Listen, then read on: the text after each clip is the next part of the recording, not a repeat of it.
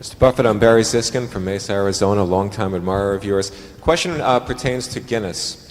I remember reading in a publication I greatly respect, Outstanding Investor Digest by Henry Emerson in New York, that back in, I think it was 58 or 59, you made an investment in Cuba, decided never to make an investment outside the United States again at that time, have subsequently invested in Guinness. I'm a fellow investor in Guinness, have invested in Guinness and its sister company, Louis Vuitton Moet Hennessy, for over 5 years.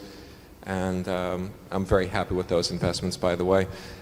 There's been a restructuring, as you know, of the Guinness-LVMH relationship, where Guinness no longer owns 24% of LVMH. Rather, it owns only its distilling, or I should say, alcoholic beverage-related businesses. Part, right, the Moet Hennessy part. The other parts of LVMH are showing better results these days, namely the Louis Vuitton luggage as well as the Christian Dior perfume. They've also expanded into the newspaper business this past year, business that you understand.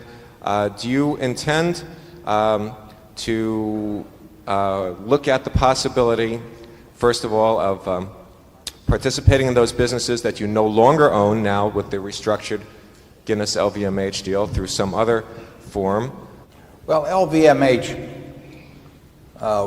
which as you mentioned was 24% owned by Guinness, that's one of thousands of securities that we could be a buyer or seller of. So I really don't want to comment on LVMH's specific attractiveness or lack thereof. And Guinness, I think what Guinness did was quite logical. I mean, their interest in that operation was basically through the distribution advantages that it gave to Guinness's own brands around the world to be hooked up with Moet Hennessy and vice versa. So I think what they did was logical. You can, the question of the exchange rate and all of that, the exchange rate in terms of what they got in the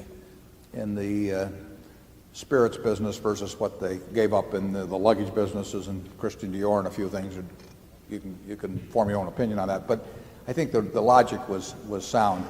But in terms of whether we want to be an LVMH by itself, that's like any other security, which we really can't answer.